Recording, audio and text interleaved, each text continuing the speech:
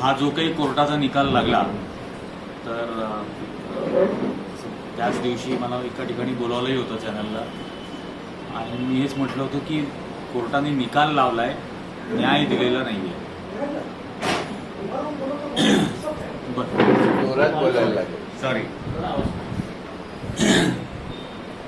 तर या प्रकरणाचा निकाल लावलाय, न्याय दिलेला नाहीये. दुसरा भाग असा की म्हणजे आता ही त्यांच्याकडे हार्ड कॉपी आहे मॅडमकडे, पण माझा या केसशी संबंध असा होता मुळामध्ये की माझ्या स्टोरी नंतर ही जी PI दाखल झाली म्हणजे या निकालपत्रामध्ये सुद्धा त्यांनी पूर्ण दोन्ही भाग स्टोरीचे हे तसेच्या तसे रिप्रोड्यूस निकालपत्रातही त्यांनी त्याच्यात केलेले आहेत न्यायाधीशांनी. आणि या संपूर्ण कारवाईच्या दरम्यान म्हणजे 22 एकूण जवळजवळ सुनावण्या झाल्या, त्यात एकमेव ॲफिडेव्हिट मी दिलेलं होतं की म्हणजे इंदिरा जयसिंगांनी ते मागितलेलं होतं माझ्याकडे. आणि त्याचा आणखीन एक भाग की ही स्टोरी जनरली आपण जशी मॅगझिनला किंवा पेपरला वाचतो तशा फॉर्ममध्ये लिहिलेली नाही आहे. ही लिहिताना फर्स्ट पर्सन अकाउंट सारखी लिहिलेली आहे, म्हणजे फर्स्ट पर्सन अकाउंटमध्येच लिहिलेली आहे की मी इकडे गेलो, मी त्यांच्याशी बोललो, त्यांनी मला हे सांगितलं, मग त्या ठिकाणी गेलो, मग डॉक्युमेंट्स मिळवण्याचा प्रयत्न केला असं. आणि याच्या मागचं एक कारण होतं की मी आमच्या एडिटर्सलाही म्हटलं होतं, ते मला म्हटले की तू असं का लिहितोयस, असं म्हणून लिहितं का. तर म्हटलं मला हे कन्व्हे करायचं आहे वाचकापर्यंत की आय ओन द स्टोरी आणि I will substantiate it with all the evidence if required. तर ते मला म्हटले की हे काही सर्वसामान्य वाचकाला कळत नाही. म्हटलं की हो, सर्वसामान्य वाचकाच्या नाही लक्षात येत, पण जे वेस्टेड इंटरेस्ट आहेत त्यांच्या 100% हे लक्षात येतं. आणि योगायोगाने नंतरचा म्हणजे आत्तापर्यंतचा जो 5 महिन्याचा भाग झाला, कारण 20 नोव्हेंबरला स्टोरी आली आणि 19ला हा निकाल लागला एप्रिलला. तर या संपूर्ण 5 महिन्यात म्हणजे आपल्याला आठवत असेल की जय अमित शहाची स्टोरी रोहिणीची आली होती आणि ती आल्याच्या 4थ्या तासाला पियुष गोयलांनी पत्रकार परिषद घेतली आणि दिवसभरात भाजपचे 11 मंत्री आणि प्रवक्ते हे वेगवेगळ्या चॅनल्सवरती ते डिफेंड करत होते जय अमित शहा. तिसऱ्या दिवशी 100 कोटीची डिफेमेशन केस त्यांच्यावरती केली गेली. या 5 महिन्यामध्ये ना कोणी प्रेस कॉन्फरन्स घेतली, ना प्रेस स्टेटमेंट काढलं, ना प्रेस रिलीज काढली, ना कोणी नोटीस बिटीस पाठवण्याचा विषय केला. किंबहुना ज्या जनहित याचिका दाखल झाल्या होत्या त्यामध्ये कृपया इन्व्हेस्टिगेशन ऑर्डर करू नका अशी विनंत्या केल्या गेल्या. उदाहरणार्थ CIDचे जे चीफ आहेत कमिशनर संजय बर्वे यांनी हजर राहून विनंती केली की प्लीज डोंट ऑर्डर इन्व्हेस्टिगेशन. आणि म्हणजे हा या 2च स्टोरीजमधला विरोधाभास आहे. आणि म्हणून मला ही खात्री होती की हे वाचल्यानंतरच लक्षात येईल की लिहिणाऱ्याजवळ याच्या संदर्भातलं सर्व आहे. आणि नंतरची ही संपूर्ण 22 स्टोरीजची मालिका झाली, ती एकूण 34ची असणार आहे. मी जी दिलेली होती मुळामध्ये तर ती एकूण 22 आत्तापर्यंत भाग त्याच्यातले प्रसिद्ध झाले. आणि हेही लक्षात येतं की त्या प्रत्येक स्टोरीचा जर्म नंतरच्याही हा पहिल्या याच्यातूनच सुरू होतो, लीड होतो आणि त्याच कॉन्टॅक्ट सोर्सेसमधून तो पुढे जात राहतो. मग ते डॉक्टर्स असतील, हॉस्पिटल स्टाफ असेल, हा सगळाच भाग आहे. मुळामध्ये हा जो निकाल आला म्हणजे मला त्या दिवशी पण बऱ्याच जणांचं म्हणणं होतं की आपल्या कोर्टात पराभव झाला. तर मला खरं सांगायचं तर असं नाही वाटत, कारण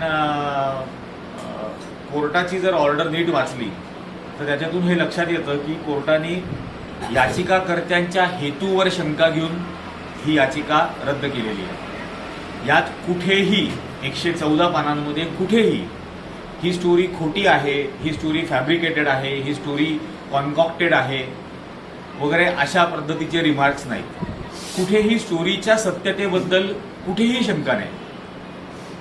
सगळीकडे याचिकाकर्त्यांच्या हेतूबद्दल शंका, याचिकाकर्त्यांचे हेतू राजकीय उद्दिष्टाने हे असतील, अशा प्रकारच्या याचिका खरं तर यायलाच नकोत वगैरे अशा प्रकारच्या सगळ्या कमेंट्स आहेत. क्रिमिनल कंटेम्प्ट पर्यंत त्यांनी शब्द उच्चारलाय. म्हणजे या 3 जणांच्या पॅनलनी ऑर्डरमध्ये अशा प्रकारची याचिका करणं हा assault on judiciary and amounts to criminal contempt असं त्याच्यामध्ये म्हटलेलं आहे. आता अमाऊंट्स टू क्रिमिनल कंटेम्प्ट हे म्हणत असतानाच त्यांनी हेही म्हटलेलं आहे की पण आम्ही याचिकाकर्त्यांवरती काही कारवाई करणार नाही, आम्ही त्यांच्याकडे कृपाळू नजरेनेच संपूर्ण पाहू. आता यातलं लॉजिक कळत नाही. म्हणजे याचं कारण असं की 19 फेब्रुवारीची जी सुनावणी झाली, 22 पैकी म्हणजे 22 ज्या झाल्या त्यातली 19 तारखेची जी सुनावणी होती त्या दिवशी चंद्रचूड असं म्हणाले की ही एक अत्यंत गंभीर केस आहे, ही एक अत्यंत गंभीर केस आहे आणि आम्ही तेवढ्याच गांभीर्याने या केसकडे पाहतो. याच्या व्यतिरिक्त दीपक मिश्रांनी असं सांगितलं, स्वतः चीफ जस्टिस दीपक मिश्रा असं म्हटले होते त्याच दिवशी की याचिकाकर्त्यांच्या पिटिशनर्सच्या बोनाफाईड्सवरती कोणीही शंका घेणार नाही. हे chief justice of India Deepak मिश्रांचं 19 फेब्रुवारीचं सुप्रीम कोर्टातल्या सुनावणीच्या वेळेचं हे वाक्य आहे. आणि तुम्ही 19 फेब्रुवारीला जर म्हणता याचिकाकर्त्यांच्या बोनाफाईड्सवरती कोणीही शंका घेणार नाही, तर एक्झॅक्टली तेच करून तुम्ही ती पिटिशन कशी काय नाकारता? म्हणजे हे इतकं सेल्फ कॉन्ट्रॅडिक्टरी आहे. पण अशा बऱ्याच गोष्टी या संपूर्ण प्रकरणामध्येच आहेत. म्हणजे आता याचा पहिला भाग जो होता की समजा एखादा मनुष्य हा त्याच्या छातीमध्ये हृदयविकाराचा त्रास होतोय असं सांगतो आणि त्याला छातीत दुखायला लागलेलं आहे हे सांगितल्यानंतर त्याच्याबरोबर जे 2 जण आहेत, म्हणजे माझ्या स्टोरीनुसार 2 जण, मोडक आणि कुलकर्णी, हे तिघही जज, हे 2 जण माझ्या स्टोरीप्रमाणे त्यांना रिक्षामध्ये बसवून दांडे हॉस्पिटलला घेऊन जातात, जे ऑर्थोपेडिक हॉस्पिटल आहे. आता आपण कोर्टाच्या कामकाजाबद्दल बोलताना नेहमी असा एक शब्द वापरला जातो, लर्नेड जजेस. आणि हे 2 लर्नेड जजेस कार्डियक पेशंटला ऑर्थोपेडिक हॉस्पिटलला घेऊन गेले. त्यांच्या म्हणण्यानुसार त्यांनी तिथे राहणाऱ्या बर्डे, न्यायमूर्ती बर्डे यांना फोन करून सांगितला. बर्डेंच्या सोबत गवई आणि शुक्रे हे आणखीन 3 जज सुद्धा त्या ठिकाणी आले. दांडे हॉस्पिटलमध्ये जज राठी सुद्धा पोहोचले होते. त्यांच्या म्हणण्यानुसार 6 जणांनी त्यांना तिथे ऍडमिट केलं आणि रवी भवनमधून 5 जण त्यांना दांडे हॉस्पिटलला घेऊन गेले, मोडक, कुलकर्णी, शुक्रे, गवई आणि बर्डे. आणि मी असं म्हटलेलं होतं स्टोरीमध्ये की यांना रिक्षामधून घेऊन गेले. आता न्यायमूर्तींनी एखादी गोष्ट जी आहे ही जर का म्हणजे काउंटर तुम्हाला करायची आहे, तुम्हाला त्याच्यापेक्षा वेगळं सांगायचं आहे, तर त्यांना त्याच्यामधल्या एव्हिडन्शियल व्हॅल्यूची सर्वात जास्त कल्पना असायला हवी की आपण काय म्हणत आहोत. आता आपण जर असं म्हणत आहोत की आम्ही त्यांना आमच्या कारमधून दांडे हॉस्पिटलला घेऊन गेलो, तर मग रवी भवन हे व्हीव्हीआयपी गेस्ट हाऊस आहे. रवी भवनमध्ये फक्त राज्यपाल, जजेस आणि IPS IAS अधिकारी आणि काही वेगळे लोकसभेतले खासदार म्हणा किंवा केंद्रीय मंत्री म्हणा हे असतील तर ते त्या ठिकाणी उतरतात. महाराष्ट्रातले आमदार आणि मंत्र्यांसाठी आमदारांचं हॉस्टेल आहे, त्यांचे वेगळे बंगले आहेत, त्यामुळे त्यांच्यापैकी इथं कोणी उतरत नाही.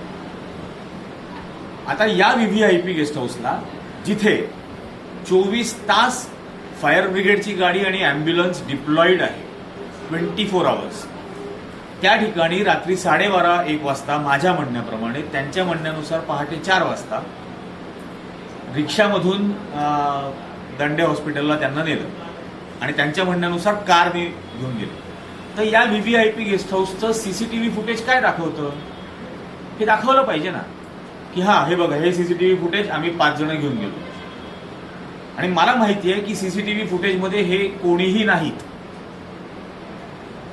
आणि म्हणून पहिल्या दिवसापासून ही मागणी करत होतो की CCTV फुटेज प्रोड्यूस करा, ते प्रोव्हाइड करा टू सबस्टॅन्शिएट युअर ओन क्लेम की आम्ही 5 जण त्यांना त्या ठिकाणी दांडे हॉस्पिटलमध्ये घेऊन गेलो. एनिवेज माझ्या म्हणण्यानुसार 2 लर्नेड जज, त्यांच्या म्हणण्यानुसार 5 लर्नेड जजेस त्यांना ऑर्थोपेडिक हॉस्पिटलला घेऊन गेले. जिथे ईसीजी मशीन बंद पडलेलं होतं, ते पहिल्याच स्टोरीमध्ये पण म्हटलेलं आहे की ते ईसीजी मशीन बंद पडलं होतं, काहीतरी मोडलेलं त्याचं होतं. न्यायमूर्ती राठी जे त्या ठिकाणी आधी पोहोचलेले होते दांडे हॉस्पिटलला, त्यांनी असं लेखी स्टेटमेंट सर्वोच्च न्यायालयाला दिलं की मी तिथे हजर होतो, ईसीजी मशीनचे नोड्स मोडलेले होते आणि ते रिपेअर करण्याच्या साठी म्हणून दांडे हॉस्पिटलमधल्या डॉक्टरांनी अक्षम्य वेळ वाया घालवला आणि शेवटी ते मशीन बंद होतं, त्यामुळे त्यांना तिथून मेडिट्रेना हॉस्पिटलला नेण्याचं ठरलं.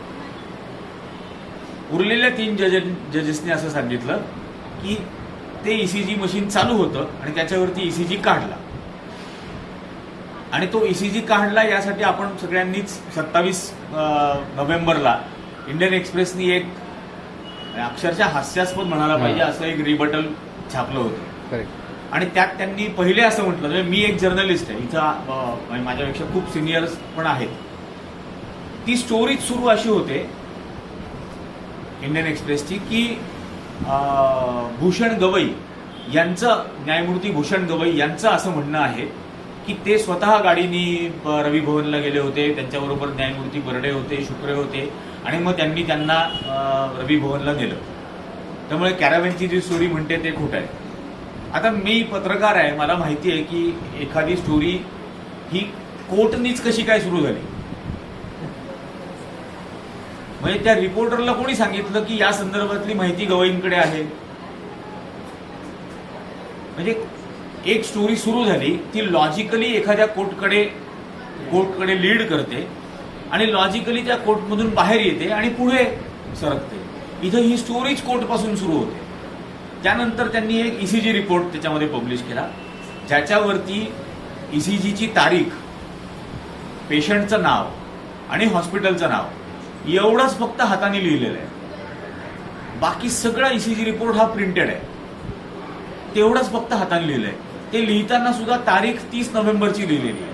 जर पहाटे 4 वाजता ईसीजी काढला किंवा रात्री 1ला काढला तर तारीख 1 डिसेंबर यायला हवी होती, आणि ते ऑटोमॅटिक होतं, ते कोणी सेट टाइम करायचा नसतो, पण एवढंच फक्त हाताने लिहिलेलं आहे. त्यानंतर त्यात त्यांनी असं म्हटलं की या ईसीजी मध्ये मॅसिव्ह हार्ट अटॅक दिसतो. आता ईसीजी मध्ये जर मॅसिव्ह हार्ट अटॅक दिसतो तर कॉज ऑफ डेथ सर्टन आहे, मृत्यूचं कारण सुस्पष्ट आहे, मग पोस्टमॉर्टम कशासाठी केलं. तिथे ज्यांचा कोणाचा तो ईसीजी रिपोर्ट आहे, ती व्यक्ती काही बेवारस रस्त्यावरती सापडलेली बॉडी नव्हती. तो एक जिवंत पेशंट, उरलेल्या 6 जो जज होता त्याला इतर 5 जजेसनी मिळून त्यांच्या म्हणण्यानुसार हॉस्पिटलला नेलं.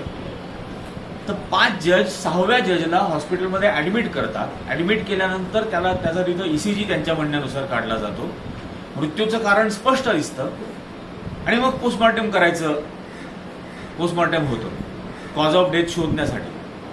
मग हा प्रश्न ज्या वेळेला येतो त्यावेळेला लगेच त्याच पुढच्या पॅराग्राफमध्ये त्यांनीच असं दिलं की आम्ही तिथं बाहेर उभे होतो मेडिट्रेना हॉस्पिटलच्या बाहेर, आणि आम्ही असं ठरवलं की आपण याचं पोस्टमॉर्टम करूया. आता भारतामध्ये पोस्टमॉर्टम्स अशी होतात का, त्याच्यासाठी जी लीगल प्रोसिजर आहे, मेडिको लिगल केस फाईल व्हायला पाहिजे, इन्क्वेस्ट पंचनामा व्हायला पाहिजे, इन्क्वेस्ट पंचनामा झाल्यानंतर ती बॉडी हँडओव्हर केली पाहिजे, इन्क्वेस्ट पंचनामामध्ये सर्व इंजुरी मार्क्स, बर्थ मार्क्स हे सगळे त्या बॉडीवरती लिहिले पाहिजे. आता यात आणखीन एक गोष्ट की पहाटे 4 वाजता जर त्यांना चेस्ट पेन झाली आणि त्यांना हॉस्पिटलमध्ये नेलं आणि ते 12 वाजता झोपले होते, कारण त्यांनी 11 ते 11:15 त्यांच्या पत्नीला फोन केला होता. ते 43 मिनिटं त्यांच्या पत्नीशी फोनवर बोलले होते. त्यानंतर ते झोपले. ते झोपल्यानंतर त्यांना 4 वाजता त्यांच्या म्हणण्यानुसार चेस्ट पेन व्हायला लागलं आणि तातडीने गाडी मागवली मित्राची आणि त्याच्यामध्ये त्यांना काढून हॉस्पिटलला नेलं. आता हॉस्पिटलला पहाटे 4 वाजता झोपेतून उठलेला मनुष्य हा जीन्स, शर्ट, बेल्ट, त्याचा शूज हे सगळं प्रॉपर घालून हॉस्पिटलला कसा गेला. म्हणजे हे बियॉन्ड कॉम्प्रिहेन्शन ज्याला म्हणतो आपण, याची कल्पना नाही करू शकत की चेस्ट पेन असणारा माणूस हा कपडे बदलेल का, ज्याला इतका त्रास होतोय.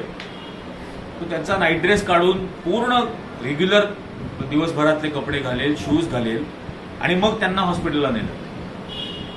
त्याच्याबद्दलही म्हणजे यात काहीच त्यांना न्यायालयाला संशयास्पद वाटलं नाही, विशेषतः सरकारला पहिल्यांदा संशयास्पद वाटलं नाही. तिथून त्यांना मेडिट्रिना हॉस्पिटलमध्ये हलवलं. मेडिट्रिना हॉस्पिटलमध्ये ती एक वेगळाच भाग आहे की तिथं डेड ऑन अरायव्हल डिक्लेअर केलं. 6:15 सकाळी त्यांच्या मृत्यूची वेळ नोंदवली. 6:27 मेडिट्रिना हॉस्पिटलला त्यांना ॲडमिट केलं अशी नोंद आहे. आणि त्यानंतर मेडिट्रिना हॉस्पिटलचं बिल असं म्हणतं की त्यांच्यावरती न्यूरोसर्जरी झाली, न्यूट्रिशन कन्सल्टंट बोलवला गेला. आता मृतदेहावरती न्यूरोसर्जरी झाली का? मृतदेहाला उपचार म्हणून न्यूट्रिशन कन्सल्टंट त्या ठिकाणी बोलवला होता का? हे सगळे प्रश्न अनुत्तरितच राहतात. याला कुठेही उत्तर नाही आणि हे संशयास्पदही वाटत नाही राज्य सरकारला. आणि यानंतर बरं, त्या दिवशीच्या चर्चेमध्ये ते भाजपचे एक आमदार आलेले होते, ते म्हटले की ते बिल बनवणाऱ्या टायपिस्ट कडून झालेली चूक असेल. आता त्या बिलावरती न्यूरोसर्जरी कुठलीही स्पेलिंग मिस्टेक नसताना लिहिलेलं आहे. त्याच्यापुढे डॉक्टरचं नाव लिहिलेलं आहे, त्याच्यापुढे अमाऊंट लिहिलेली आहे. या बिलामधले जेवढे आयटम्स आहेत त्या सगळ्यामध्ये एकही स्पेलिंग मिस्टेक नाही. आता जिथं न्यूरोसर्जनचं नाव लिहिलं जातं तिथं न्यूरोसर्जरी ही चुकीची टाईप केली असं कोणी म्हटलेलं पटू शकत नाही. आणि जे अनुराधा बियाणींनी सांगितलं होतं की त्याच्या डोक्याला पाठीमागून काहीतरी जखम होती, पाठीमागून कॉलरवरती आणि पुढे लेफ्ट साईडला शोल्डरपासून कमरेपर्यंत हे रक्तामध्ये माखलेला शर्ट होता, सोक्ड इन ब्लड असं त्यांनी म्हटलं होतं. आणि त्या स्वतः डॉक्टर आहेत. आणि असं सगळं सांगितलेलं. तर ती न्यूरोसर्जरी जी काय केली, ती डोक्याला जी काही जखम झालेली होती त्यावरती टाके घालण्यात आले होते का, ते सगळं समजा असेल तर ते इन्क्वेस्ट पंचनामामध्ये त्याची नोंद का नाही? पोस्टमॉर्टम रिपोर्टमध्ये त्या बॉडी इंजुरीजचा मार्क का नाही? इन्क्वेस्ट पंचनामा हा CRPC 174 प्रमाणे नोंदवलेला आहे, पण 174च्या ज्या म्हणजे क्रिमिनल प्रोसिजर कोड प्रमाणे रिक्वायरमेंट्स आहेत त्याप्रमाणे एक्झिक्युटिव्ह मॅजिस्ट्रेटला सांगितलंच गेलं नाही. एक्झिक्युटिव्ह मॅजिस्ट्रेटच्या प्रेझेन्समध्ये इन्क्वेस्ट पंचनामा झालाच नाही. आणि सगळ्यात गंमत म्हणजे मी या स्टोरीचं ज्या वेळेला इन्व्हेस्टिगेशन सुरू केलेलं होतं आणि मी दांडे हॉस्पिटलला हे पहिल्यांदा काहीतरी एंड ऑफ जानेवारी असा 2016ला गेलेलो होतो, 15ला. आणि 2 फेब्रुवारी 2016ला एक्झिक्युटिव्ह मॅजिस्ट्रेटला इन्क्वेस्ट पंचनामाची माहिती कळवली गेली. आता 1 डिसेंबर 2014ला झालेला मृत्यू 2 फेब्रुवारी 2016ला एक्झिक्युटिव्ह मॅजिस्ट्रेटला कळवलं गेलं. यात संशयास्पद नाहीये. अचानक ते अलर्ट झाले की अरे हे आपण केलेलं नाहीये. आणि मग त्या इन्क्वेस्टच्या ऑथेंटिसिटी क्रिएट व्हावी म्हणून 1.5 वर्षानंतर त्या एक्झिक्युटिव्ह मॅजिस्ट्रेटला कळवलं गेलं लेखी की असा असा इन्क्वेस्ट पंचनामा अशा अशा व्यक्तीचा अमुक अमुक ठिकाणी गव्हर्नमेंट मेडिकल कॉलेजमध्ये झालेला होता. तर याच्यातही सरकारला काही संशयास्पद वाटत नाही, न्यायालयालाही काही संशयास्पद वाटलं नाही. त्याच्यानंतर आणि संपूर्ण निकालपत्रामध्ये याचा कुठेही उल्लेख सुद्धा नाही. या सगळ्या इन्क्वेस्ट पंचनामाच्या ॲब्सेन्सचा किंवा सस्पिशियस असण्याचा किंवा इन्क्वेस्ट पंचनामाची इन्फॉर्मेशन इतक्या उशिरा कळवण्याचा निकालपत्रामध्ये त्यांनी दखल सुद्धा घेतलेली नाही. त्यानंतर प्रशांत राठी हे जे डॉक्टर आहेत, म्हणजे हा तर इतका खरं म्हटलं तर संशयास्पदच हा सगळा सिक्वेन्स आहे की न्यायमूर्ती लोया यांना ऍडमिट केलंय, न्यायमूर्ती लोया यांचा मृत्यू झाला, न्यायमूर्ती लोया यांना पोस्टमॉर्टमला नेत आहेत किंवा त्यांचं पोस्टमॉर्टम पूर्ण झालं, हे कुटुंबियांपैकी कोणालाही रात्रभर कळवलं नाही. हे यांना हंसराज बाहेतींना लातूरमध्ये कळवलं गेलं. हंसराज बाहेतींनी ईश्वर बाहेतींना कळवलं की असं असं न्यायमूर्ती लोयांचं झालेलं आहे. ईश्वर बाहेतींनी रुक्मेश जखोटिया म्हणून औरंगाबादमध्ये एक आहेत त्यांना कळवलं. त्या जखोटियांचे पुन्हा म्हणजे असं म्हटलं गेलं की त्यांचा संघाचा काही संबंध नाही, त्यांचे सख्खे भाऊ संघाशी संबंधित आहेत. रुक्मेश जखोटियांना कळवलं गेलं. रुक्मेश जखोटियांनी त्यांचा भाचा प्रदीप राठी, डॉक्टर प्रदीप राठी यांना नागपूरमध्ये कळवलं की असं असं झालेलं आहे आणि तू त्या ठिकाणी जा आणि काय लागेल ती मदत कर. आणि मग प्रदीप राठी त्या ठिकाणी गेले. त्यांनी लोयांना त्यांच्या संपूर्ण आयुष्यामध्ये एकदाही बघितलेलं नव्हतं. त्यामुळे लोयांचं आयडेंटिफिकेशन प्रदीप राठींनी केलं याच्यावरती कोणी विश्वासच ठेवू शकत नाही, कारण राठींनी स्वतः सुप्रीम कोर्टाला लिहून दिलं की मी त्याआधी त्यांना कधी भेटलेलो नव्हतो. आणि त्यांना तिथं कागद दिले गेले, त्या कागदांवरती त्यांनी सही केली. आता हे जर नातेवाईक नाही आहेत तर पोस्टमॉर्टम नंतर बॉडी स्वीकारताना मयताचा चुलत भाऊ असं म्हणून त्यांनी सही का केली, आणि का केली तर त्यांची क्रॉस एक्झामिनेशन व्हायला हवी. पण याच्यावरती काहीही कोणाचंही भाष्य नाही. हा या व्यक्तीचा संपूर्ण या प्रकरणामधला प्रवेश हा इतका संशयास्पद आणि शंका घेण्यासारखा आहे, जो म्हणजे which is eligible for cross verification and examination. पण त्याची कुठलीही दखल नाही, त्याची कोणतीही वक्तव्य सर्वोच्च न्यायालयाने केलं नाही. दुष्यंत दवेंनी सुप्रीम कोर्टाला 11 जणांची यादी दिली होती माझ्या नावासकट, आणि निरंजन टकले, डॉक्टर प्रदीप राठी हे 4 न्यायमूर्ती, 4 नातेवाईक, संजय बर्वे, अशी एक 10-11 जणांची यादी त्यांनी दिलेली होती. आणि यांच्या क्रॉस एक्झामिनेशनची आम्हाला परवानगी मिळावी अशी त्यांनी त्याच्यामध्ये मागणी केलेली होती.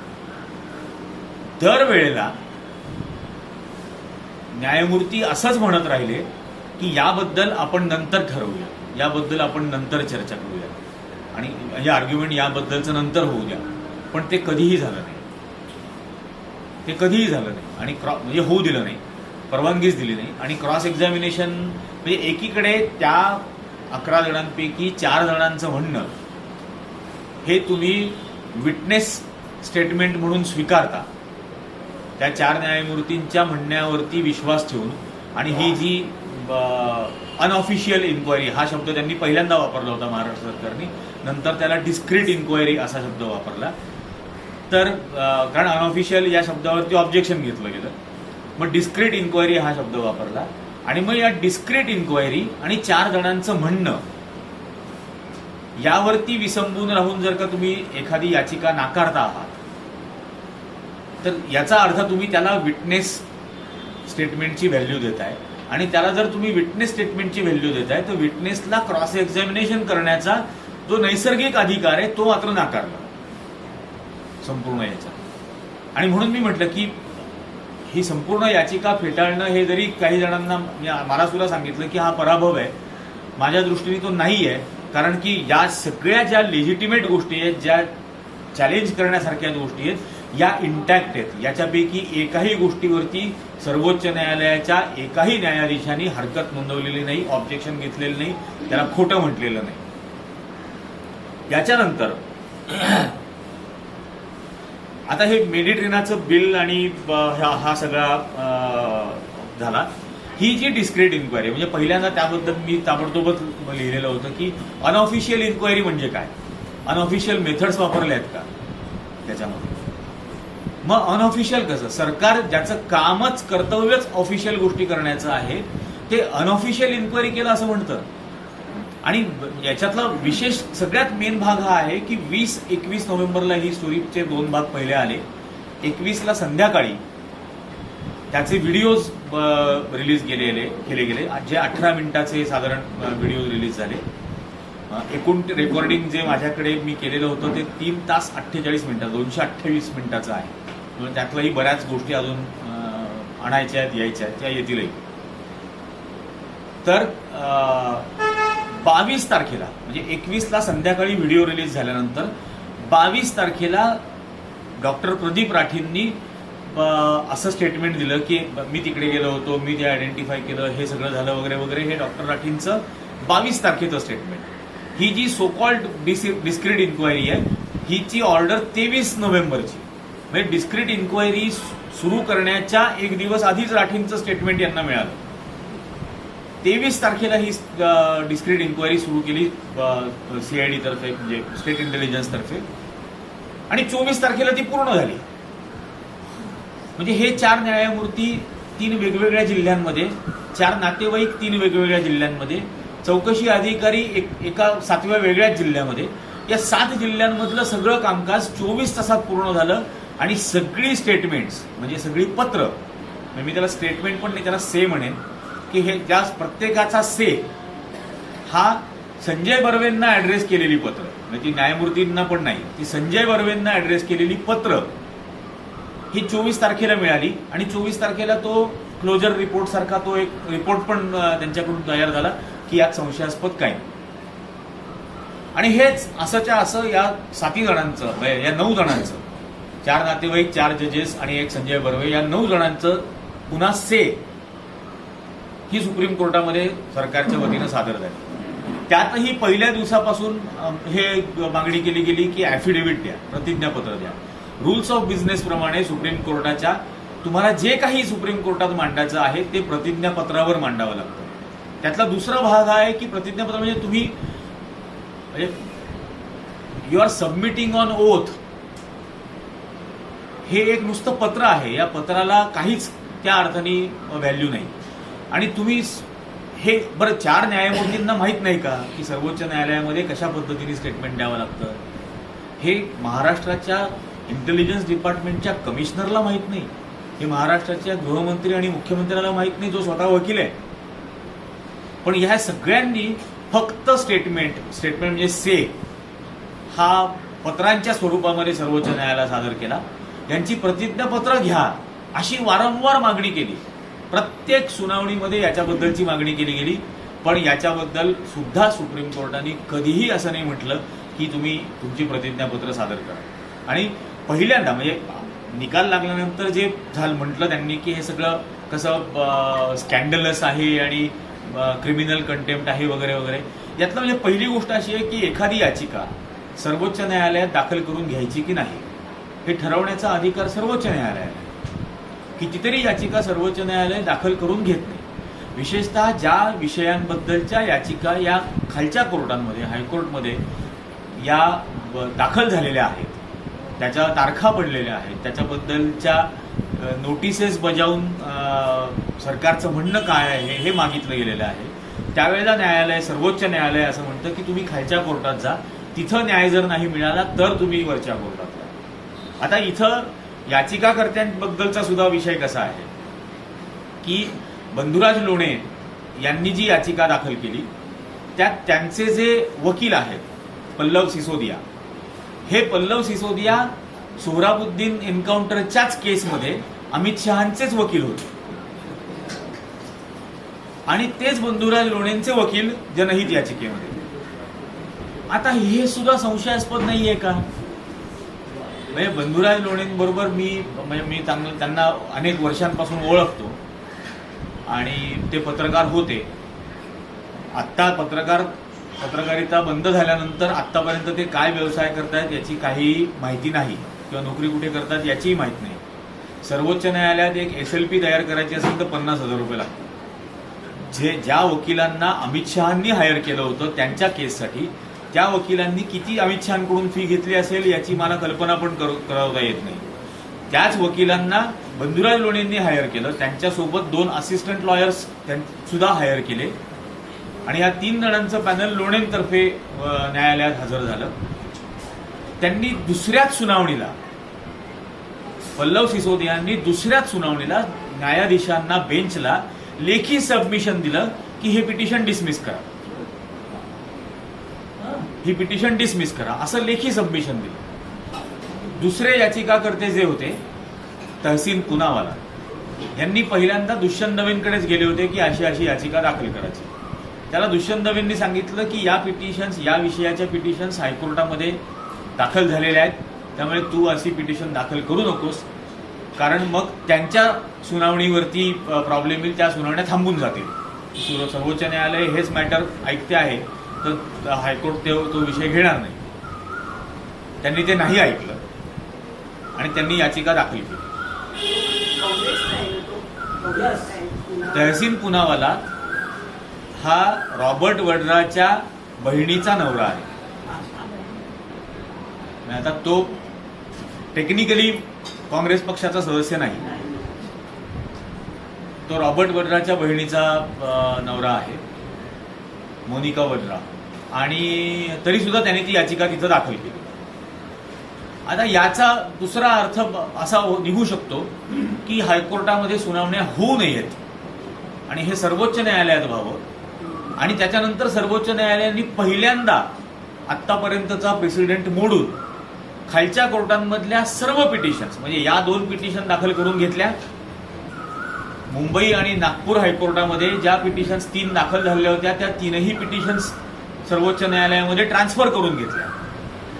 म्हणजे तुम्ही 2 पिटिशन्स दाखल करून घेता, तुम्ही 3 पिटिशन्स ट्रान्सफर करून घेता, नंतर तुम्ही 3 इंटरव्हेन्शन्स दाखल करून घेता, ज्या Bombay lawyers association, admiral Ramdas आणि प्रशांत भूषण यांनी जी तिसरी केली ती, अशा 8 पिटिशन्स तुम्ही दाखल करून घेता. त्याच्यावरती 2 महिने विदाऊट ॲफिडेव्हिट्स सुनावणी घेतली जाते. त्या सुनावणी दरम्यान हे केस अत्यंत गंभीर आहे असं म्हटलं जातं. त्या सुनावणी दरम्यान पिटिशनर्सच्या बोनाफाईडबद्दल आम्ही कुठलीही शंका घेत नाही असं म्हटलं जातं आणि नंतर पिटिशनर्सच्याच बोनाफाईडबद्दल शंका घेऊन ती पिटिशन फेटाळून दिली जाते. तर हा अख्खा सिक्वेन्सच त्यामुळे पूर्णपणे संशयास्पद आहे. ही जी डिस्क्रीट इन्क्वायरी सरकारने सुरू केली होती, ही डिस्क्रीट इन्क्वायरीला कायद्याचा कुठला आधार होता? म्हणजे उद्या या डिस्क्रीट इन्क्वायरीचा रिपोर्ट जर कोर्टामध्ये सादर करायचा आणि समजा आपण असं समजू की अगदी जस्ट ज्युडिशियरी आहे, तर ती म्हणेल की कुठल्या कायद्याच्या आधारावरती तुम्ही हे केलं आणि नाही केलं, तुम्ही सरकारच्या अधिकारात असं समजून जर केलं तर त्याला सबस्टॅन्शिएट करणारा कुठला कायदा अस्तित्वात आहे का अशा कुठल्या डिस्क्रीट इन्क्वायरीचा? तर तोही नाही. म्हणजे कुठल्याही प्रकारची लिगल सँटिटी नाही या सगळ्याच डिस्क्रीट इन्क्वायरी किंवा अनऑफिशियल इन्क्वायरी या प्रकरणाला. आणि ते दाखल केलं गेलं, त्यावर सुनावण्या झाल्या, त्यानंतर त्याचा जो काय आहे तो त्यांनी निकाल त्याच्यावरती दिला. इंडियन एक्सप्रेसच्या स्टोरीमध्ये पुढे असं त्यांनी म्हटलेलं होतं त्या रक्ताच्या डागांबद्दल की म्हणजे आधी सांगितलं की अमुक अमुक न्यायमूर्तींनी सांगितलं की अमुक अमुक व्यक्ती आणि अमुक अमुक बिल्ला नंबर असलेला पोलीस कॉन्स्टेबल हा त्यांच्यासोबत पाठीमागेच गाडीत पाठवला होता, पण त्यांच्या गाडीला नांदेडजवळ कुठेतरी अपघात झाला म्हणून ते वेळेत तिथं पोहोचू शकले नाही गातेगावला.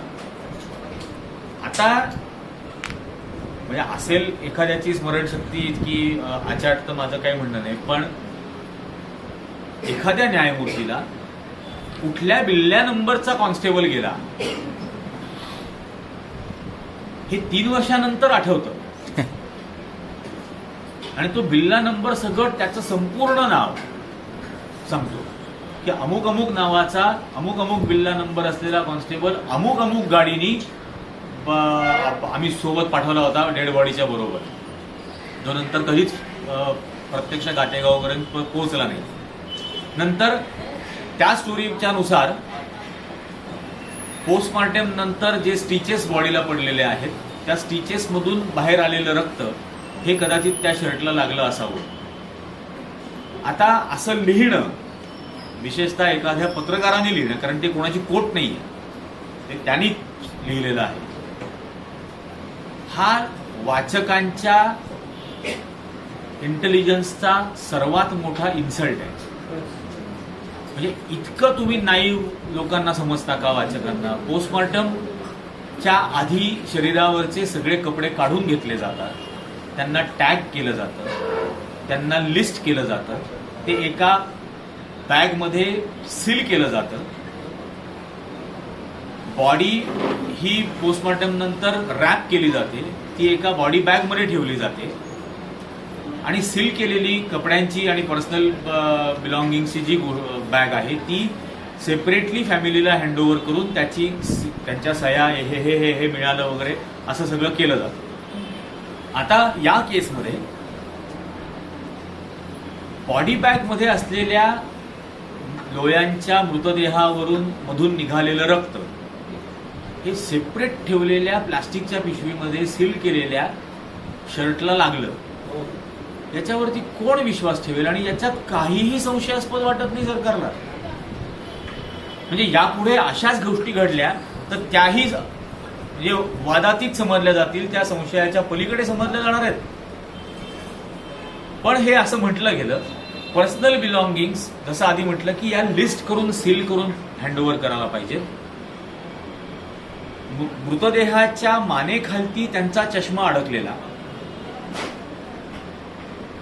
त्यांचे मोबाईल फोन हे 3 दिवसानंतर बाहेतींनी फॅमिलीला हँडओव्हर केले, जे ऍक्च्युअली पोलिसांनी त्या पर्सनल बिलॉंगिंग्स मध्ये ठेवायला हवे होते, किंवा फॅमिलीला लेखी देऊन इन्व्हेस्टिगेशनसाठी हे आम्ही आमच्याकडे ठेवतो आहोत असं म्हणायला हवं होतं. पण इन्व्हेस्टिगेशनसाठी स्वतःकडे ठेवले नाहीत.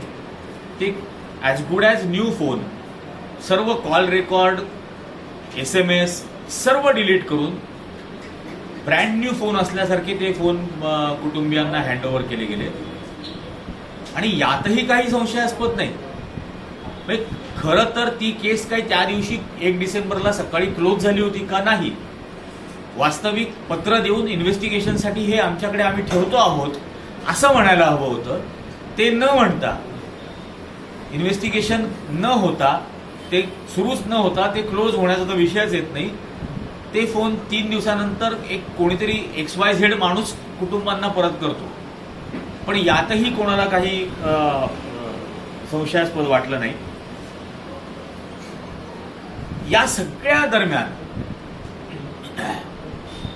म्हणजे रवी भवनवरून कोण घेऊन गेलं, दांडे हॉस्पिटलला कोण होतं, मेडिट्रिनाला कोण होतं, GMCला कोण आलं, या प्रत्येक ठिकाणी पोलीस होते.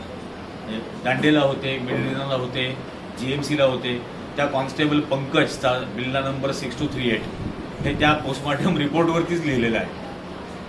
आणि इतर जेवढ्या नोंदी आहेत त्या सगळ्या ठिकाणी ते त्याचं नाव आणि बिल्ला नंबर लिहिलेला आहे. पोलिसांच्या रेकॉर्डमध्ये कुठेही गवई, शुक्रे, बर्डे हे त्या ठिकाणी उपस्थित होते असा उल्लेख नाही. गवईंनी तर इतकंही सांगितलं होतं की मोहित शहा सुद्धा सकाळी 7:30ला तिथं पोहोचले, पण त्याचीही पोलिसांच्या रेकॉर्डमध्ये कुठेही नोंद नाही. या 3-4 जजेसची, महाराष्ट्राच्या चीफ जस्टिसची बॉम्बे हायकोर्टच्या, तो तिथं आला होता, तिथून ते तिकडे GMCला आले, याची उल्लेखच नाहीत कुठे. आणि मग हे जे म्हणतायत की आम्ही तिथं होतो, यावर कसा विश्वास ठेवता येऊ शकतो? पोलीस रेकॉर्ड सांगतं की ते तिथे नव्हते, कारण असते तर त्याची नोंद असती, आणि ती नोंद नाहीये म्हणून आम्ही असं म्हणतो की ते तिथे नव्हतेच. पण मग यातही न्यायालयाला आणि सरकारला काही संशयास्पद वाटत नाही. पण याची सुद्धा कुठेही ऑर्डरमध्ये, सर्वोच्च न्यायालयाच्या कुठेही उल्लेख नाही, याची कुठेही दखल घेतलेली नाही.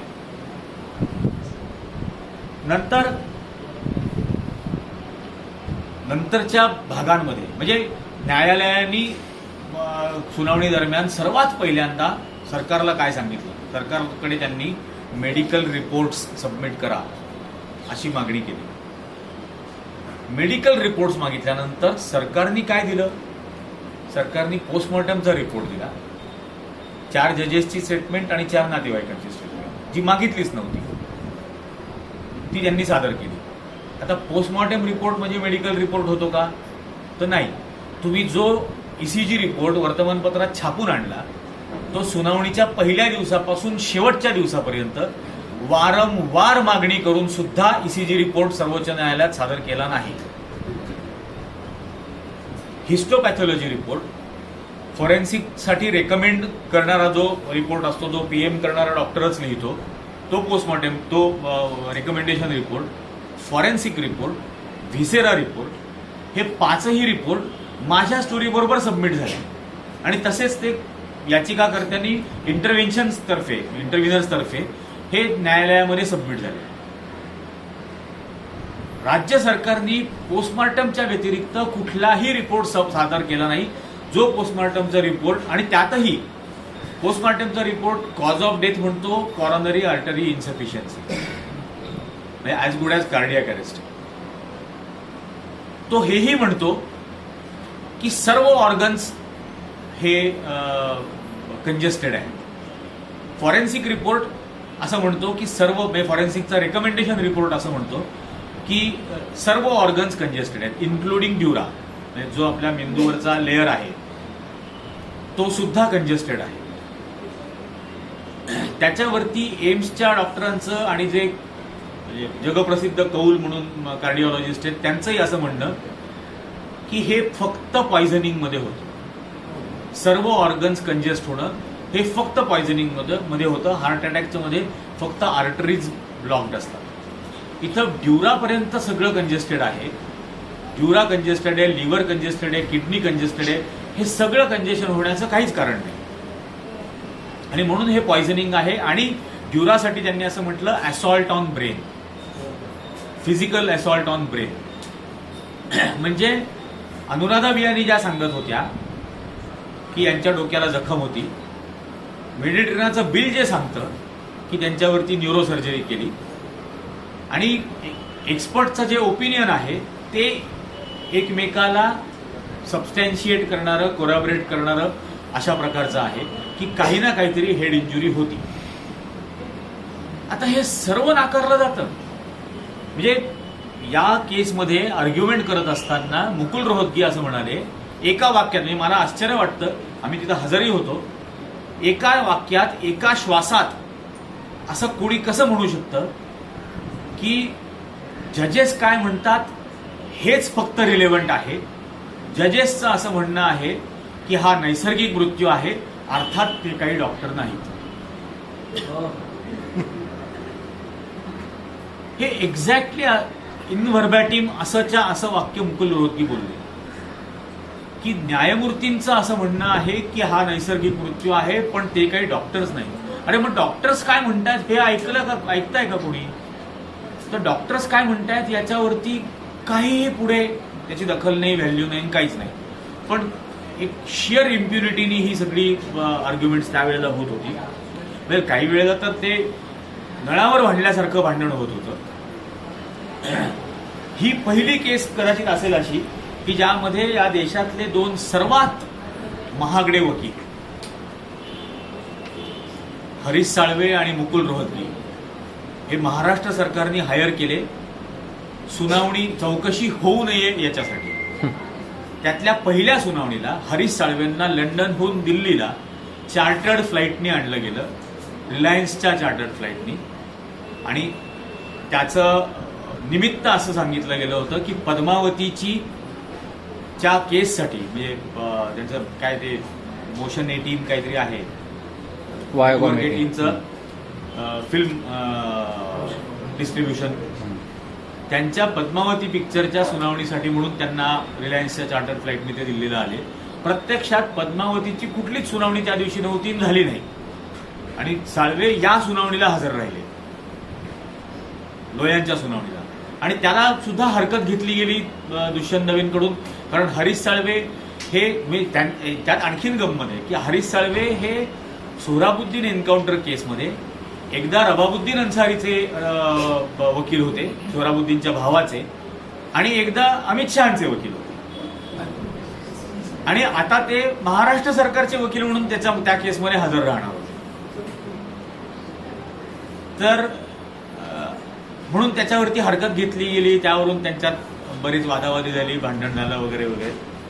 पण हा वकिलांच्या बद्दलचा त्याच्यामधला हा विषय झालेला होता. आता याच्यातली जी अगदी साधे जे प्रश्न आहेत की लोया आणि मोडक, आता या तिघांमध्ये लोया हे सिनियर जज, कुलकर्णी हे त्यावेळेला रजिस्ट्रार होते मुंबई हायकोर्टाला, आणि मोडक हे सेशन कोर्ट जज. तर हे तिघ जण एकाच रूममध्ये राहिले, एकाच सूटमध्ये राहिले असं महाराष्ट्र सरकारचं म्हणणं. आणि यांच्यामध्ये म्हणजे ज्युडिशियरीमध्ये प्रोटोकॉल हा इतका काटेकोर पाळतात की सीबीआय स्पेशल कोर्टचा जज, ज्याला स्वतःची सिक्युरिटी आहे, हा या दोघांबरोबर ज्युनियर जजेसच्या बरोबर हे राहिले. आणि अशा ठिकाणी राहिले जिथं रूम त्यांच्या नावावर नव्हती, ज्युनियर जजच्या नावावरती. म्हणजे लोया आणि मोडक यांच्या नावावर रूम नसेल, त्यांच्या नावाची एंट्री का नाही रवी भवन? त्याच्यानंतर आणि विशेषतः त्यावेळेला 19 रूम आणि सूट्स हे व्हेकंट होते त्या दिवशी रवी भवनमध्ये. त्यांना जर रात्री काहीतरी त्रास झाला आणि लर्नेड जजेसला हे माहिती असायला हवं इथं ॲम्ब्युलन्स डिप्लॉइड आहे, तर रिसेप्शनला इन्फॉर्मेशन देण्याऐवजी बाहेरून गाड्या बोलवून बाहेरच्या बाहेर घेऊन गेले आणि रिसेप्शनला आजतागायत माहिती नाही की या ठिकाणी असा कुठल्या जजला हार्ट अटॅक आला होता आणि त्यांना चेस्ट पेन झाले होते आणि इथून अचानक 4 गाड्या आल्या आणि त्यांना दवाखान्यात घेऊन गेले. हे रिसेप्शनला आजतागायत माहीत नाही. आणि साहजिक आहे त्यांना माहिती नसतं, कारण दुसऱ्या दिवशी त्यांनी पाहिलं असेल तरी सीसीटीव्ही फुटेजमध्ये दिसत नाही 4 गाड्या आलेल्या. त्यामुळे ते जे आहे ते स्वाभाविक आहे, ते साहजिक आहे. आता हा तर वेगळा भाग आहे पुन्हा तो की बरं रिपिटेशन येते अर्थात की ऑर्थोपेडिकला न्यायचं, ऑर्थोपेडिकमधून कार्डियकला न्यायचं, कार्डियकमध्ये न्यूरो सर्जरी करायची. हे इतकं विचित्र आणि मनाला न पटणार आहे. या सगळ्या ठिकाणी म्हणजे बरोबरचे जज तर त्यांच्याच सोबत त्याच महालक्ष्मीला बाजूला असलेल्या रेस्कोर्सच्या बाजूला असलेल्या PWDच्या जजेस क्वार्टर्समध्ये राहत होते. त्यांना बिल्डिंग नंबर वगैरे सगळं माहिती होतं. दांडेमधली एंट्री लोयांची ही ब्रिजमोहन लोया या नावाने आहे. Brijmohan Loya government quarters, Mahalaxmi, Mumbai. Meditrina हॉस्पिटलमध्ये ब्रिजमोहन लोया गव्हर्नमेंट क्वार्टर्स, महालक्ष्मी, मुंबई अशीच एंट्री याच्यामध्ये GMC मध्ये. आता बरोबर असलेल्या इतक्या साऱ्या जजेसनी हा आणलेला माणूस जज आहे हे सांगितलं नाही. जज लोया अशी नोंद का नाही? बरोबर काम करणाऱ्या कलिग्सना यांचं नाव ब्रिजमोहन नाही ब्रिजगोपाल आहे हे माहित नाही. आणि विशेषतः मुंबई हायकोर्टाच्या रजिस्ट्रारला माहित नाही की आपल्या CBI स्पेशल कोर्टच्या जजचं नाव काय. कारण रजिस्ट्रार ऑर्डर काढतो ना, चीफ जस्टिस सही करतो, रजिस्ट्रार ऑर्डर इश्यू करतो की तुमची नेमणूक अमुक अमुक कोर्टावरती केलेली आहे. रजिस्ट्रारला माहित नाही की यांचं नाव काय आणि शेजारच्या बिल्डिंगमध्ये राहणार आहे त्या क्वार्टर्स मधले. आणि हे सगळं शेजारच्या म्हणजे मुंबईमधला पत्ता लिहिलेला असताना हे 6 लर्नेड जजेस डेड बॉडी लातूरला पाठवायचं ठरवतात. व्हेअर ॲज फर्स्ट फॅमिली मुंबईत आहे हे सर्वांना माहिती आहे. फर्स्ट फॅमिली मुंबईत आहे हे सर्वांना माहीत असताना डेड बॉडी लातूरला पाठवायची असं ठरवलं जातं. यातही कोणाला संशयास्पद वाटत अर्थात.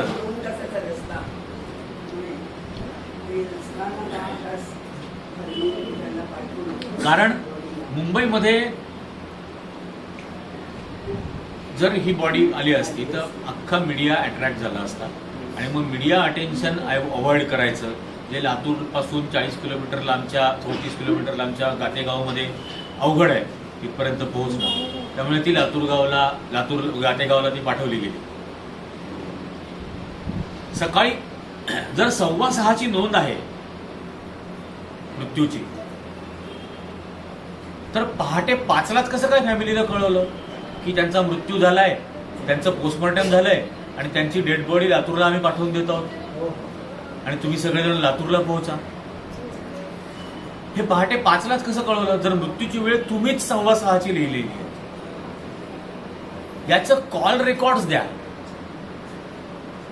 एव्हिडन्सनी कॉन्ट्राडिक्ट करायला हवं की कॉल रेकॉर्ड दाखवा की किती वाजता कॉल केला होता. कुटुंबियांचा तर कॉल रेकॉर्ड आहे, सरकारचं काही वेगळं असेल तर माहित नाही, पण कुटुंबियांच्या कॉल रेकॉर्ड प्रमाणे पहाटे 5 ते 5:20 मध्ये सर्वांना फोन गेले. म्हणजे लोयांच्या 5 बहिणी, लोयांचे वडील, हा कोण प्रदीप राठी, या सगळ्यांना पहाटे 5ला फोन गेले. मृत्यूची वेळ मात्र 6:15ची. महाराष्ट्रामध्ये कोणत्याही डेड बॉडीचं जी विशेषतः पोलिसांनी आणलेली आहे म्हणजे केस नोंदवून आणलेली आहे आणि जी अज्ञात नाही समजा अशा प्रत्येक बॉडीचं पोस्टमॉर्टमची व्हिडिओग्राफी केली पाहिजे, हे मॅन्डेटरी आहे. असं असून सुद्धा 6 जजेसनी आणलेली बॉडी, जजची बॉडी, सीबीआय स्पेशल कोर्ट जजची बॉडी, हिचं पोस्टमॉर्टम होतं आणि त्याची व्हिडिओग्राफी नाही, त्याची फोटोग्राफी नाही. आणि नंतरच्या पार्ट्समध्ये हे पण आलं की त्या पोस्टमॉर्टममध्ये डॉक्टर व्यवहारेंनी कसा इंटरफिअरन्स केला. डॉक्टर व्यवहारे जे सुधीर मुनगंटीवारांचे मेवणे आहेत, जे जीएमसीला त्यावेळेला या फॉरेन्सिक डिपार्टमेंटचे हेड ऑफ डिपार्टमेंट नव्हते, पण ॲज गुड ॲज HOD आहे अशाच इम्प्युनिटीमध्ये ते तिथं वावरायचे. तर त्यांनी काय काय इंटरफिअर केलं पोस्टमॉर्टम होत असताना. त्यांनी कसं सांगितलं की ही हेड इंजुरीची नोंद करू नका, मी सांगतोय तेवढंच लिहा वगैरे, हे सगळं जे केलं तो त्यानंतरचे भागात ते भाग येऊन गेले. हे सगळं 1 डिसेंबरला झाल्यानंतर 12, 13, 14, 15 मार्चला अमित शहा, उदय ललित, अनिल सिंग, म्हणजे जे आता सीबीआयचे लॉयर आहेत सोहराबुद्दीन केसमध्ये आणि जे म्हणतात की याच्या अपिलाला आमचा विरोध आहे, हे अपील करू नये सोहराबुद्दीन केसचं, ते अनिल सिंग, उदय ललित, शरद बोबडे, आणखीन एक जण, असे 5 जण रवी भवनला जाऊन राहिले. हे 4 दिवस रवी भवनमध्ये होते. हे 4 दिवस रवी भवनमध्ये काय करत होते हे माहीत नाही. याचं कारण त्या 15 दिवसांमध्ये अमित शहा राष्ट्रीय अध्यक्ष, महाराष्ट्रात सरकार निवडून आलेलं आहे, शपथविधी झालेला आहे आणि हे नागपूरमध्ये 4 दिवस राहायला आलेले आहेत, याची कुठेही बातमी नाही, कुठेही नाही. पूर्ण इनकॉग्निटो व्हिजिट या सर्वांची. मग ही इनकॉग्निटो व्हिजिटचं पर्पज काय होता, मोटिव्ह काय होता, यात संशयास्पद नाही का? त्याच्यामध्ये त्याच वेळेला म्हणजे आम्ही प्रोटोकॉल ऑफिसमध्ये, आता ज्यांना असं वाटतं की जर्नलिस्ट फार नाईव्ह असतात, त्यामुळे रवी भवनचं जे काही टॅम्परिंग आहे ते टॅम्परिंग झालं. काही जणांची नावं वगळायची ती वगळली, काही जणांची घालायची ती घातली, हा सगळा प्रकार करून झाला. पण डिस्ट्रिक्ट प्रोटोकॉल ऑफिसर असतो प्रत्येक कलेक्टर ऑफिसला, त्या डिस्ट्रिक्ट प्रोटोकॉल ऑफिसरकडे त्या जिल्ह्यामध्ये येणाऱ्या प्रत्येक व्हीआयपीच्या मुवमेंटची पूर्ण नोंद असते. आणि डिस्ट्रिक्ट प्रोटोकॉल ऑफिसरनी आम्हाला ही पूर्ण नोंद दिली की कुठल्या तारखेला कोण आलं, त्याला कुठली गाडी प्रोव्हाइड केली गेली होती. इतकं लिहिलेलं आहे की लाल दिवा बंद असलेली गाडी ही अमित शहांना प्रोव्हाइड केली गेली होती. लाल दिवा असलेली पण दिवा बंद ठेवलेली, त्यात कंसात लिहिलंय दिवा बंद. उदय ललितांना कुठली होती, शरद बोबडेंना कुठली होती, अनिल सिंगना कुठली होती, हे कोणत्या कोणत्या सूटमध्ये रवी भवनमध्ये राहिले आणि कुठल्या फ्लाईट्सनी हे सगळे परत गेले, कोणी यांना त्यांच्या टायमिंग्स प्रमाणे पुन्हा एअरपोर्टला ड्रॉप केलं. त्या नोंदींमध्ये एक नोंद अशी आहे की त्याच काळामध्ये, त्याच तारखांमध्ये ॲटॉमिक एनर्जी डिपार्टमेंटचे प्रिन्सिपल सेक्रेटरी हे नागपूरला आले होते, जे रवी भवनमध्ये राहिले. आणि रवी भवनमध्ये अमुक अमुक कुटीर क्रमांक, अमुक अमुक गाडी दिली वगैरे असं सगळं लिहिलेलं आहे. त्यांची नोंद रवी भवनच्या रेकॉर्डमध्ये मात्र नाही. आणि तिथं दुसरीच नोंद आहे, दुसऱ्याच नावाची. आता हे क्लिअर टॅम्परिंग नाहीये, पण यात काहीही संशयास्पद नाही. आणि या सगळ्या याच्यामध्ये नंतर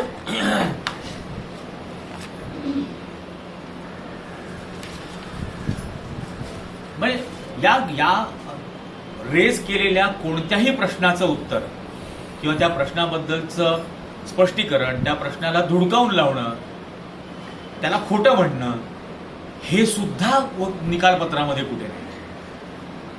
आणि म्हणून मी म्हणतो की हा विजयच आहे की स्टोरीच्या कुठल्याही मेरिटवरती किंचितही धक्का चीफ जस्टिस ऑफ इंडियाकडून सुद्धा लावला गेलेला नाही या केसमध्ये.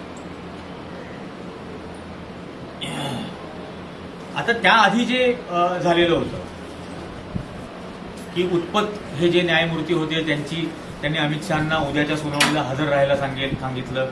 दुसऱ्या दिवशी सुनावणी होती आणि रात्री 12:15 वाजता उत्पतची ट्रान्सफर झाली आणि मग नवीन न्यायमूर्तींची त्या ठिकाणी नेमणूक झाली.